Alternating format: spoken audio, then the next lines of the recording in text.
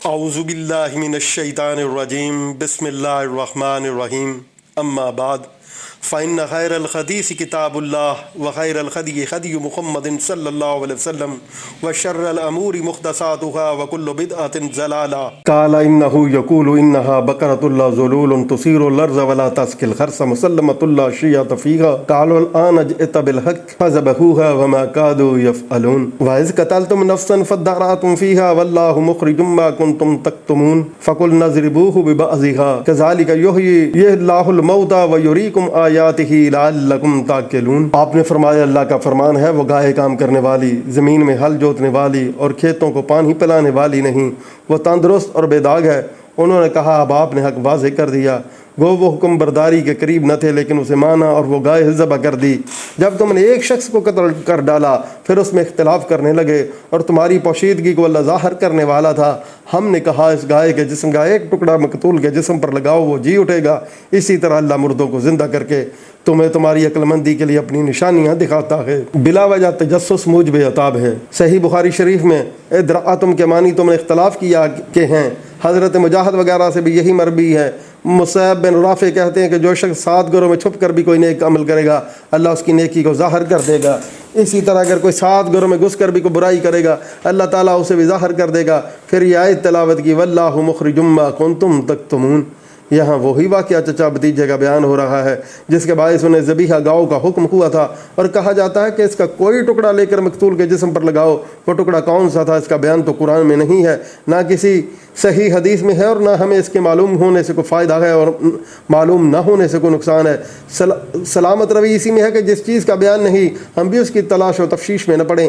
بعض نے کہا ہے کہ وہ غضروف کی ہڈی نرم تھی، کوئی کہتا ہے ہڈی نہیں بلکہ ران کا گوشت تھا، کوئی کہتا ہے دونوں شانوں کے درمیان کا گوشت تھا، کوئی کہتا ہے زبان کا گوشت، کوئی کہتا ہے دم کا گوشت وغیرہ۔ لیکن ہماری بہتری اسی میں ہے جسے اللہ نے مبہم رکھا ہے، ہم بھی مبہم ہی رکھیں۔ اس ٹکڑے کے لگتے ہی وہ مردہ جی اٹھا، اور اللہ تعالیٰ نے ان کے جھگڑے کا فیصلہ بھی اسی سے کیا، اور قیامت کے دن جی اٹھنے کی دلیل بھی اسی کو بنایا۔ اس صورت میں 5 جگہ مرنے کے بعد جینے کا بیان ہوا ہے۔ ایک تو ثم بعثناکم من بعد موتکم میں، اور دوسرا اس قصے میں، تیسرا ان کے قصے میں جو ہزاروں کی تعداد میں نکلے تھے، اور ایک اجاڑ بستی پر ان کا گزر ہوا تھا۔ چوتھے حضرت ابراہیم علیہ السلام کے 4 پرندوں کے مار ڈالنے کے بعد زندہ ہو جانے میں، 5ویں زمین کی مردنی کے بعد رویدگی کی موت و زیست سے تشبیہ دینے میں۔ ابو داؤد طیالسی کی ایک حدیث میں ہے، ابو رزین اکیلی رضی اللہ تعالیٰ عنہ نے حضرت صلی اللہ علیہ وسلم سے دریافت کیا کہ یا رسول اللہ مردوں کو اللہ تعالیٰ کس طرح جلائے گا؟ فرمایا کبھی تم بنجر زمین پر گزرے ہو؟ کہا ہاں۔ فرمایا پھر کبھی اس کو سرسب و شداب بھی دیکھا ہے؟ کہا ہاں۔ فرمایا اسی طرح موت کے بعد زیست ہے۔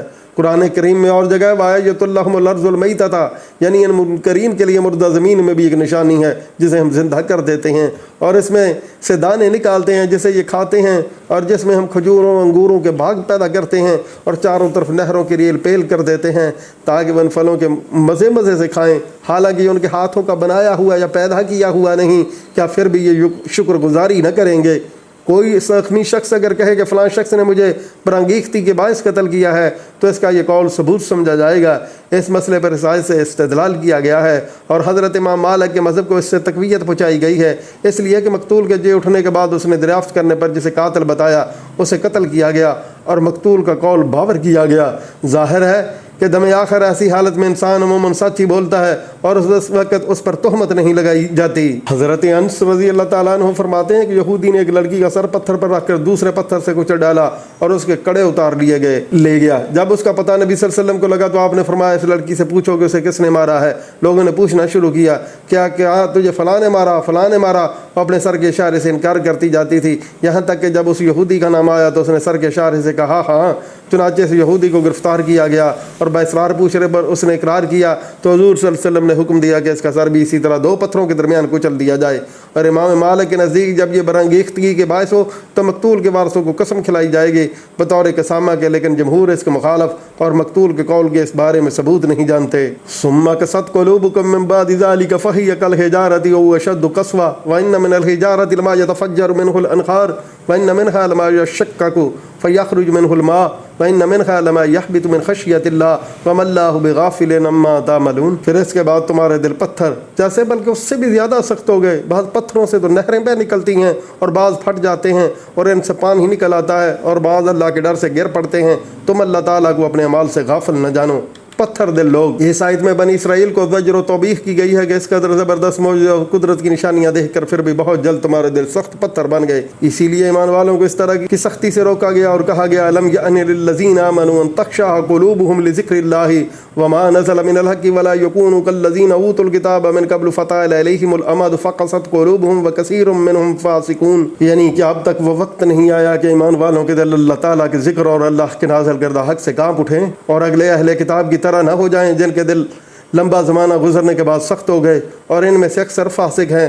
حضرت ابن عباس سے مروی ہے کہ اس مقتول کے بھتیجے نے اپنے چچا کی دوبارہ زندہ ہونے اور بیان دینے کے بعد جب مر گیا تو کہا کہ اس نے جھوٹ کہا، اور پھر کچھ وقت گزر جانے کے بعد بنی اسرائیل کے دل پھر پتھر سے بھی زیادہ سخت ہو گئے، کیونکہ پتھروں سے تو نہریں نکلنی اور بہنے لگتی ہیں۔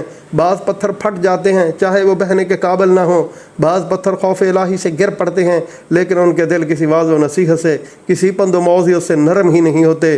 یہاں سے یہ بھی معلوم ہوا کہ پتھروں میں ادراک اور سمجھ ہے، اور جگہ تسبح لہ السماوات السبع والارض ومن فیہن وان من شیء لا یسبح بحمدہ ولکن لا تفقہون تسبیحہم انہ کان حلیما غفورا، یعنی ساتوں آسمان اور زمینیں اور ان کی تمام مخلوق اور ہر چیز اللہ تعالیٰ کی تسبیح بیان کرتی ہے، لیکن تم ان کی تسبیح سمجھتے نہیں ہو۔ اللہ تعالیٰ حلم و بردباری والا اور بخشش و عفو والا ہے۔ ابو علی جبانی نے پتھر کے خوف سے گر پڑنے کی تعویل اولوں کے برسنے سے کی ہے، لیکن یہ ٹھیک نہیں، راضی بھی غیر درست بتلاتے ہیں، اور فی الواقع یہ تعویل صحیح نہیں، کیونکہ اس میں لفظی معنی بے دلیل کو چھوڑنا لازم ہے۔ واللہ عالم، نہریں بے نکلنا زیادہ رونا ہے، پھٹ جانا اور پانی کا نکلنا اس سے کم رونا ہے، گر پڑنا دل سے ڈرنا۔ بعض کہتے ہیں یہ مجازن کہا گیا، جیسے اور جگہ ہے یرید ان ینقض، یعنی دیوار گر پڑنا چاہ رہی تھی، ظاہر ہے کہ یہ مجاز ہے، حقیقت دیوار کا ارادہ ہی نہیں ہوتا۔ راضی رحمۃ اللہ علیہ، کرتبی رحمۃ اللہ علیہ وغیرہ کہتے ہیں ایسی تعویلوں کی کوئی ضرورت نہیں، اللہ تعالیٰ جو صفت جس چیز میں چاہے پیدا کر سکتا ہے۔ دیکھیے اس کا فرمان ہے ان عرضنا الامانۃ، یعنی ہم نے امانت کو آسمانوں اور زمینوں اور پہاڑوں کے سامنے پیش کیا، انہوں نے اس کے اٹھانے سے مجبوری ظاہر کی اور ڈر گئے۔ اوپر آیت گزر چکی کہ تمام چیزیں اللہ تعالیٰ کی تسبیح بیان کرتی ہیں، جیسے کہ ایک اور جگہ اللہ تعالیٰ ارشاد فرماتے ہیں والنجم والشجر یسجدان، یعنی عکاس بیل اور درخت اللہ تعالیٰ کو سجدہ کرتے ہیں، اور فرمایا یتفجع ظلالہ، اور فرمایا قال اعطینا طائعین، زمین و آسمان نے کہا ہم خوشی خوشی حاضر ہیں۔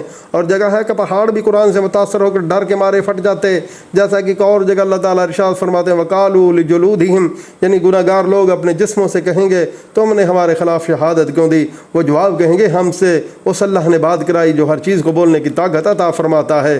ایک صحیح حدیث میں ہے کہ احد پہاڑ کی نسبت رسول اللہ صلی اللہ علیہ وسلم نے فرمایا یہ پہاڑ ہم سے محبت رکھتا ہے اور ہم بھی اس سے محبت رکھتے ہیں۔ ایک اور حدیث میں ہے کہ جس کھجور کے تنے پر ٹیک لگا کر حضور صلی اللہ علیہ وسلم جمعہ کا خطبہ پڑھا کرتے تھے، جب ممبر بنا اور وہ تنا ہٹا دیا گیا تو وہ تنا پھوٹ پھوٹ کر رونے لگا۔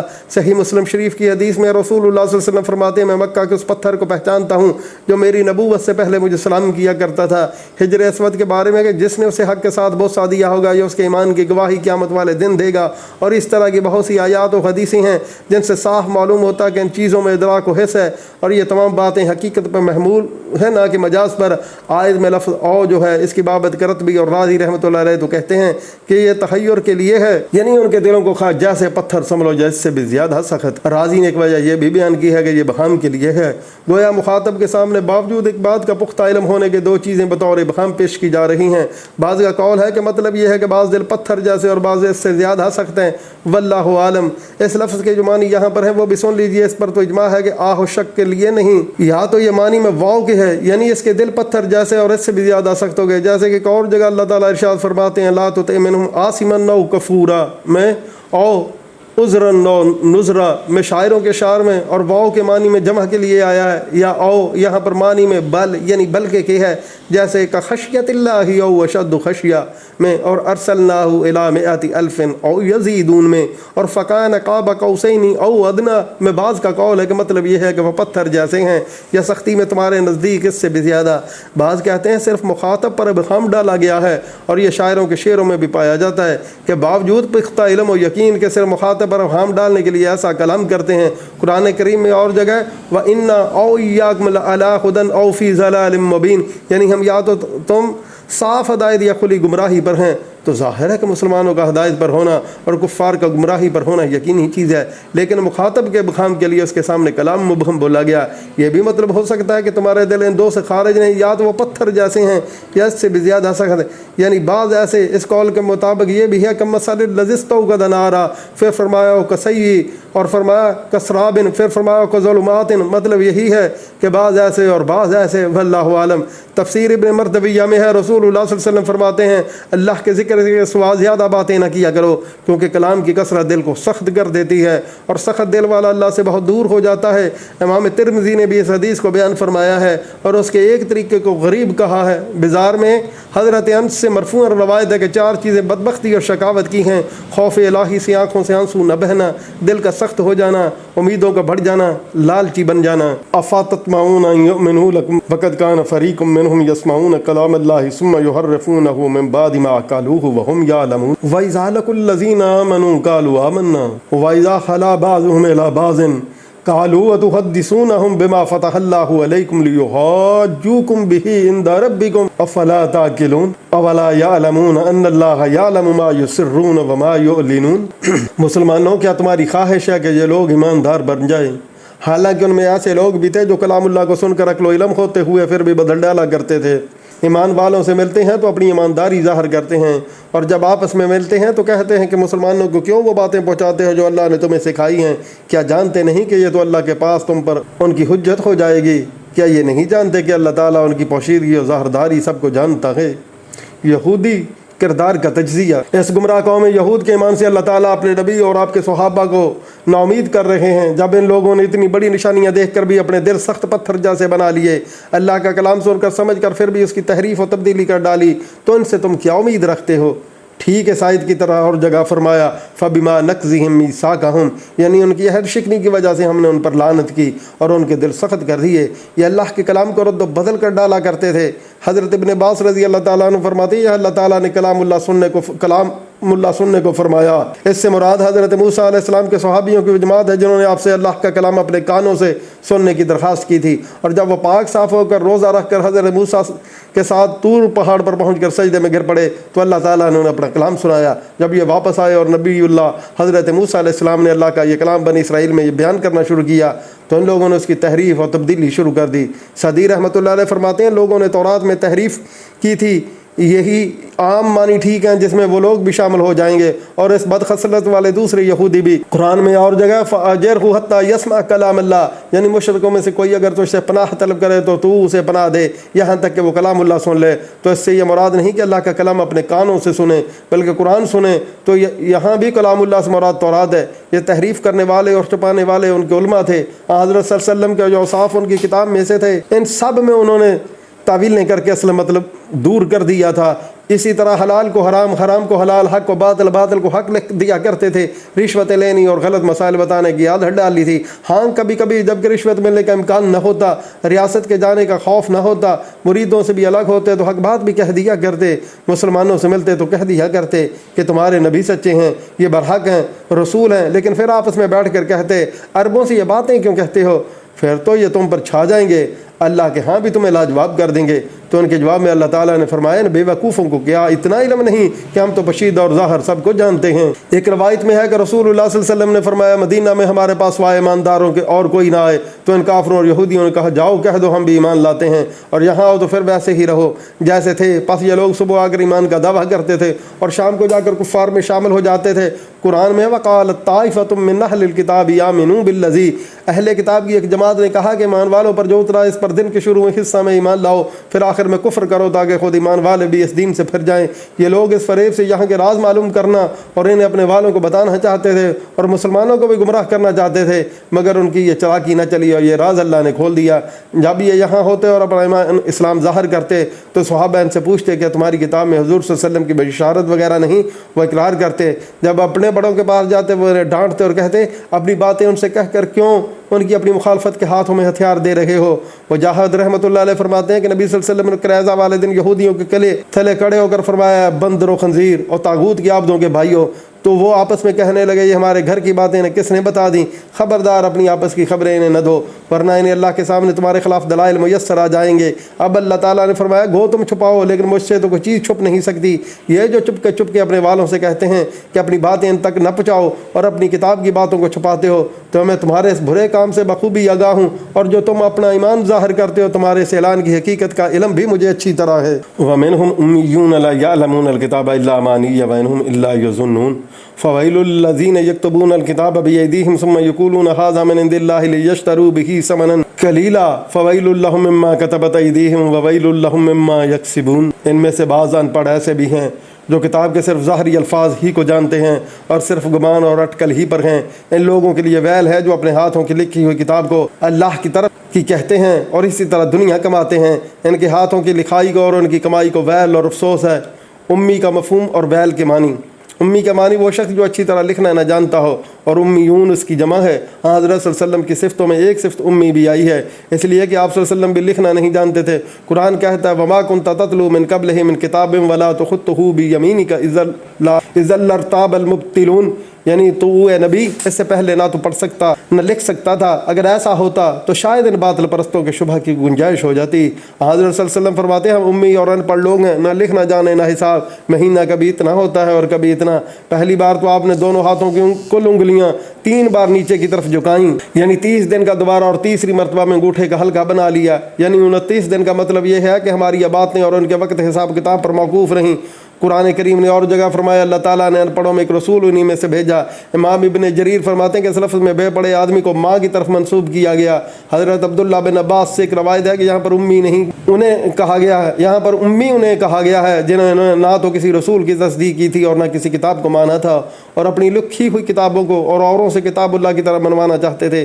لیکن اول تو یہ قول محاورات عرب کے خلاف ہے، دوسرے اس قول کی سند ٹھیک نہیں۔ امانی کے معنی باتیں اور اقبال ہے۔ حضرت ابن عباس رضی اللہ تعالیٰ عنہ سے مروی ہے کذب آرزو، جھوٹ کے معنی بھی کیے گئے ہیں۔ تلاوت اور ظاہری الفاظ کے معنی بھی مروی ہیں، جیسے قرآن مجید میں اور جگہ الا اذا تمنا، یہاں تلاوت کے معنی صاف ہیں۔ شعراء کے شعروں میں بھی یہ لفظ تلاوت کے معنی میں ہے، اور وہ صرف گمان ہی پر ہیں، یعنی حقیقت کو نہیں جانتے اور اس پر ناحق کا گمان کرتے ہیں اور اوٹ پٹانگ باتیں بناتے ہیں۔ پھر یہودیوں کی دوسری قسم کا بیان ہو رہا ہے جو پڑھے لکھے لوگ تھے اور گمراہی کی طرف دوسروں کو بلاتے تھے اور اللہ پر جھوٹ باندھتے تھے اور مریدوں کا بال ہڑپ کرتے تھے۔ ویل کے معنی ہلاکت اور بربادی کے ہیں، اور جہنم کے گڑھے کا نام بھی ہے جس کی آگ اتنی تیز ہے کہ اگر اس میں پہاڑ ڈالے جائیں تو دھول ہو جائیں۔ ابن ابی حاتم کی ایک حدیث میں اگر رسول اللہ صلی اللہ علیہ وسلم نے فرمایا جہنم کی ایک وادی ویل کا نام ویل ہے جس میں کافر ڈالے جائیں گے، 40 سال کے بعد تلے میں نیچے پہنچیں گے، اتنی گہرائی ہے۔ لیکن سند کے اعتبار سے یہ حدیث غریب بھی ہے، منکر بھی ہے اور ضعیف بھی ہے۔ اور ایک غریب حدیث میں ہے کہ جہنم کے ایک پہاڑ کا نام ویل ہے۔ یہودیوں نے تورات کی تحریف کر دی، اس میں کمی یا زیادتی کی، حضرت صلی اللہ علیہ وسلم کا نام نکال ڈالا، اس لیے اللہ کا غضب ان پر نازل ہوا اور تورات اٹھا لی گئی، اور اللہ تعالیٰ نے فرما دیا کہ ان کے ہاتھوں کے لکھے اور ان کی کمائی برباد اور ہلاک ہو۔ ویل کے معنی سخت عذاب، برائی، ہلاکی، افسوس، درد، دکھ، رنج و ملال وغیرہ کے بھی آتے ہیں۔ ویل، وہی، وحیش، وے کا ویب سب ایک ہی معنی میں ہیں۔ گو بعض نے ان الفاظ کے جدا جدا معنی بھی کیے ہیں۔ لفظ ویل نکرہ ہے اور نکرہ مبتدا نہیں بن سکتا، لیکن چونکہ یہ معنی میں بد دعا کے ہے اس لیے اسے مبتدا بنا دیا گیا ہے۔ بعض لوگوں نے اسے نصب دینا بھی جائز سمجھا ہے، لیکن ویلا کی قراءت نہیں۔ یہاں یہودیوں کے علماء کی بھی مذمت ہو رہی ہے کہ وہ اپنی باتوں کو اللہ کا کلام کہتے تھے اور اپنے والوں کو خوش کر کے دنیا کماتے تھے۔ حضرت عبداللہ بن عباس رضی اللہ تعالیٰ عنہ فرماتے ہیں کہ تم اہل کتاب سے کچھ بھی کیوں پوچھو، اللہ کی تازہ کتاب تمہارے ہاتھوں میں ہے۔ اہل کتاب نے تو کتاب اللہ میں تحریف کی، اپنے ہاتھوں کی لکھی ہوئی باتوں کو اللہ عز و جل کی طرف منسوب کر دیا، اس کی تشہیر کی، پھر تمہیں اپنی محفوظ کتاب کو چھوڑ کر ان کی تبدیل کردہ کتاب کی کیا ضرورت ہے؟ افسوس کہ وہ تم سے نہ پوچھیں اور تم ان سے دریافت کرتے پھرو۔ تھوڑے مول سے مراد ساری دنیا مل جائے تو بھی آخرت کے مقابلے میں کم تر ہے اور جنت کے مقابلے میں بے حد حقیر چیز ہے۔ پھر فرمایا کہ ان کے اس فعل کی وجہ سے کہ وہ اپنی باتوں کو اللہ رب العزت کی باتوں کی طرح لوگوں سے منواتے ہیں اور اس پر دنیا کماتے ہیں، ہلاکت و بربادی ہے۔